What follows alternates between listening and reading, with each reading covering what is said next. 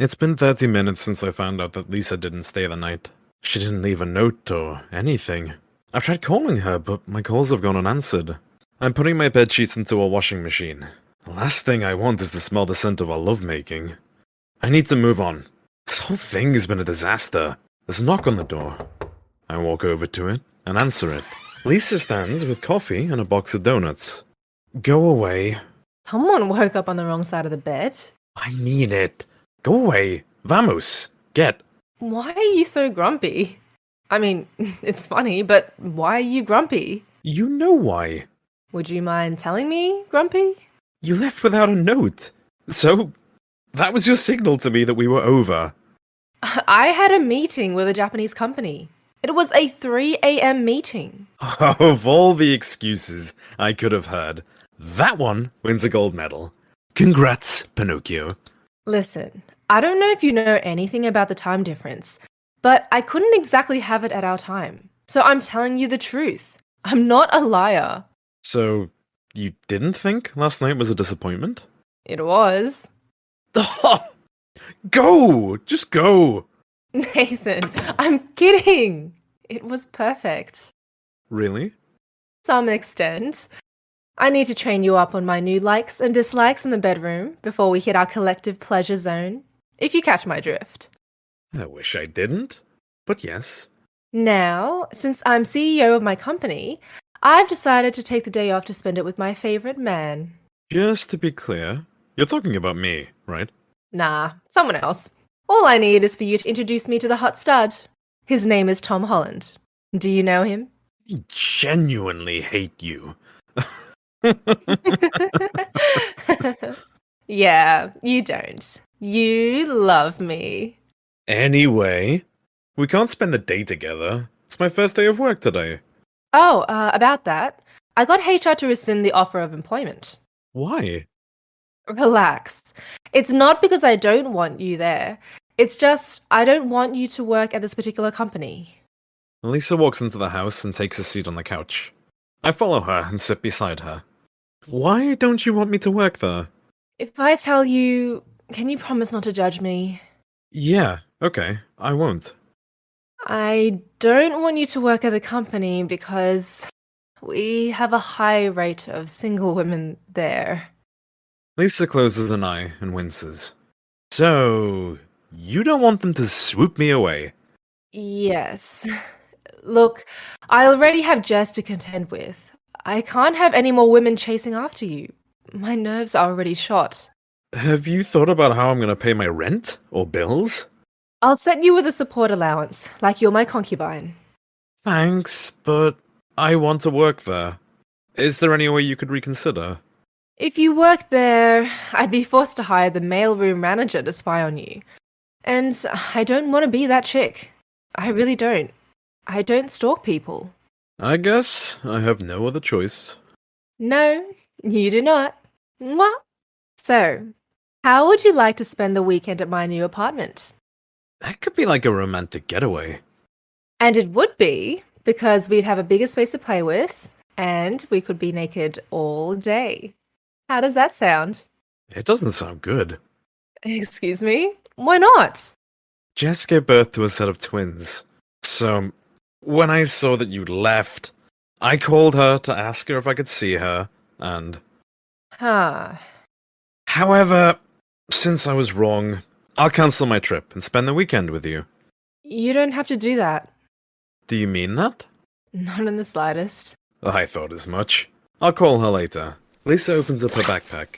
She pulls out her MacBook Air. Great. Now, I've brought my MacBook with me, and we will need to watch porn. Porn? Why? I need to train you up to my desires, Nathan.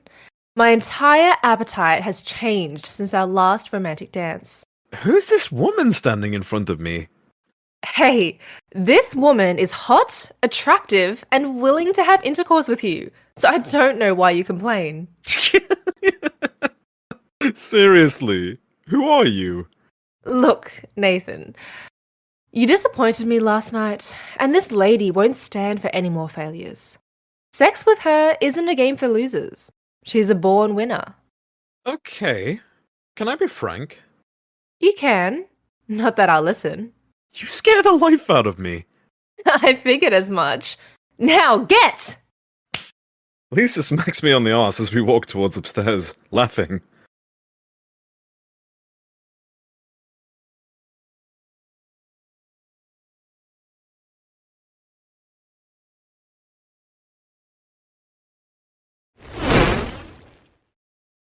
Lisa opens her front door.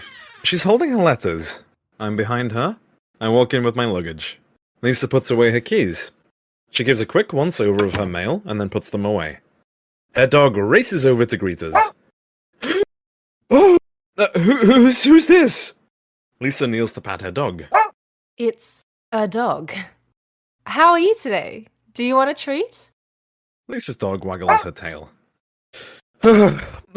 What is it doing here? It lives here?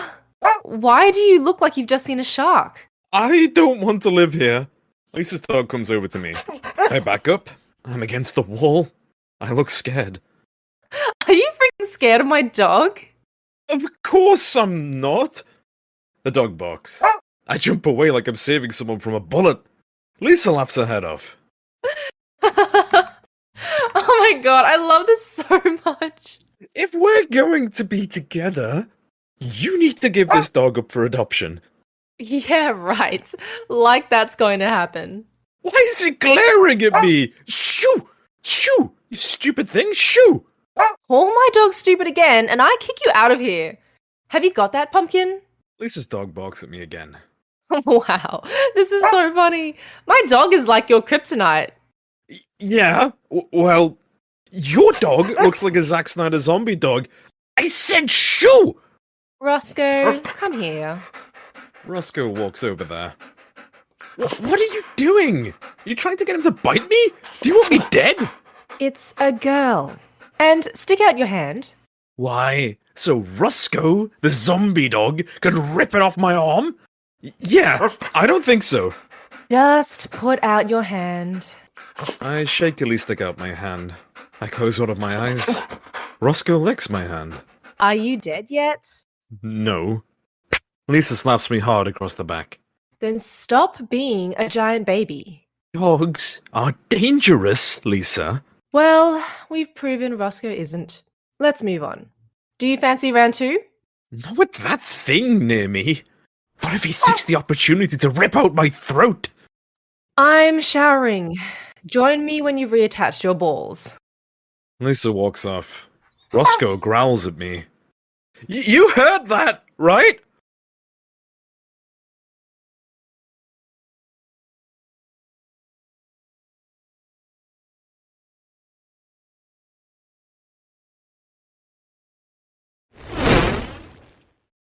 Lisa walks in. I sit on the couch with a pillow beside me, looking frightened. You're not still on this, are you? Like I've said, dogs are dangerous. Hey, listen. I wanted to talk about Jess for a moment. What about her? And where's that scheming dog? It's planning something. I know it. Would you listen, please? Sorry. What about Jess? I know she's a big part of your life, and that you're probably going to be her baby's godfather, but could you not... Lisa stops talking. Could I... what? I know she means a lot to you. I don't want to be that person that tells you what to do. I know how that felt when I was married. Anyway, what I'm saying is... You don't want me to see Jess anymore. I know I'm asking a lot from you. Of course, she means the world to you. But you talk about her every time. You think history will repeat itself, and I'll leave you again to return to her? Yeah, I'm sorry. And I know I act strong, but I just want you all for myself. You do deserve my undivided attention. I just don't want to share what's mine. Not that we've confirmed you're mine. Lisa, calm down. Just ask my old primary school. They'll tell you that I never liked to share my coloring pencils with my classmates. I'm horrible like that. Can I tell you something? You want to leave me? I knew it. Fine, go. Choose her. Let me die alone. That's not what I want. Can I tell you something important? If it were necessary, you would have said it already by now. Lisa, nothing could replace the feeling of total devotion I have for you. What? I love you now, and I will love you until I die. And if there's a life after death, I'll even love you after that. Oh, that's so beautiful. You're welcome. We need to christen this house. Now?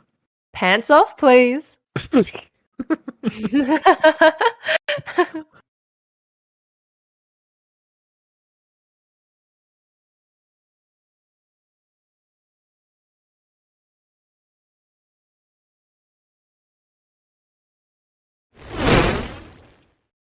I'm getting dressed as I'm about to head out. Lisa's in bed. We've just made love. I love you now, and I will love you until I die. And if there's a life after death, I'll even love you after that. When I was 10, I saw that quote in a newspaper memorial, and I remembered it. I knew I'd say those one day, but I didn't know when. So, Jess didn't get the quote? No, she did. Oh. You're so gullible. Anyway, I've waited 20 or so years to say those words to someone. From the moment we met. You knew I was the one who would get it. Yep. Lisa gets up from the bed. She puts on her robe, walks up to me, and kisses me. Is that all I'm getting from you? You should know. Men tend not to open their hearts out of fear of rejection. Oh, sorry. Thank you, Nathan. Your words have stolen my heart. It wants to pair with yours now. It's the only way it'll work moving forward. It's settled on you. I'm glad. Now, back to the topic of Jess. If you, my future wife, don't want me to see her again, I won't. I won't. Future what? You're my future wife. Do you see us married in the future? Well, you don't. I do. I'm just surprised you're there. Well, my heart has been stolen by you too. We belong together. So let's go back to the topic of Jess. I won't see her again. She has her brothers, they can be her baby's godfather. I've manipulated you into that decision, haven't I? Of course you haven't. I have. I'm a terrible person. Lisa, I need a clean slate. There's no person on this planet that I would want to start a new slate with, but you. Thank you. I need to go away for an hour. Where? It's a surprise for later. You're not seeing Jess, are you? What did I just say? Sorry, I'm just surprised, that's all. Just give me an hour, and then we'll go out for dinner. You're up to something fishy. It's not fishy. Just sit tight. And walk down to the bedroom and close the door. Lisa sits on the bed with a massive smile on her face.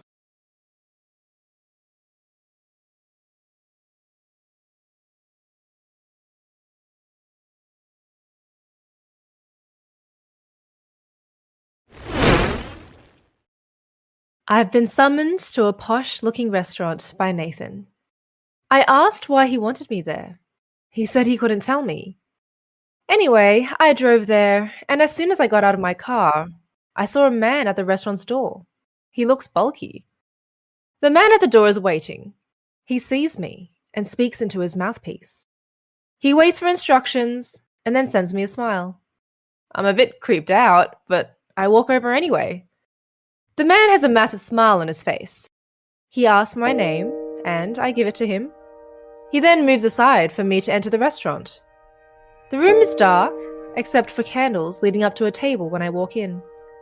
There's a beautiful piano song being played by a pianist. He's dressed in a suit. There's no one else here. As I walk, I see flower leaves on the floor, leading up to the table. Nathan stands as he waits for me.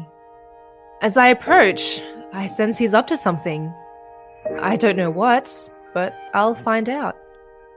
He's hiding something behind his back. I can't quite tell what. I approach Nathan, and he has a massive, childish grin on his face. I reach him, and Nathan goes down on his knee. I'm confused. What's going on here? It's pretty obvious. I know, but where's the damn ring? Nathan takes out a ring from his back pocket. He opens the box, holding a white, gold, oval, halo diamond engagement ring. Oh my god! It's beautiful! Where did you buy it? What you mean is, how did you manage to afford it? Fine. How? Nathan points to a man in the corner, smiling. It's my dad. He watches us with a massive grin on his face. He waves. You got my dad to pay for the ring? Well, duh. I asked for his permission so I could marry you, and he... And he laughed at you? For about an hour? So, how the hell did you manage to convince him you were right for me? I had a massive list of reasons why I wanted to marry you. How huge was that list? About 300 paragraphs. Wow. You must love me, but are you crazy? I'm special, but not that amazing. I beg to differ. Anyway, I printed it out and read it to him. Where did you manage to find the balls to do that? I've always seen you as being weak. Do you have any more insults for me? No? Wait, I'm thinking... we'll follow up with it. Could you carry on speaking? Anyway, after the 40th reason, your dad got sick of hearing my voice and gave me his permission to marry you. You love me then. I love you like humans love water. I love you like Las Vegas loves money. We're being cheesy here, aren't we? We really are. Lisa, I want you to know that all of me loves you unconditionally. When I first saw you, I thought you were perfection. Boy, you've got it bad. You were perfection, and so I loved you. Then, I saw that you weren't that perfect. But you know what? What? I loved you even more. Can I tell you something which further proves how much I adore you? Go ahead.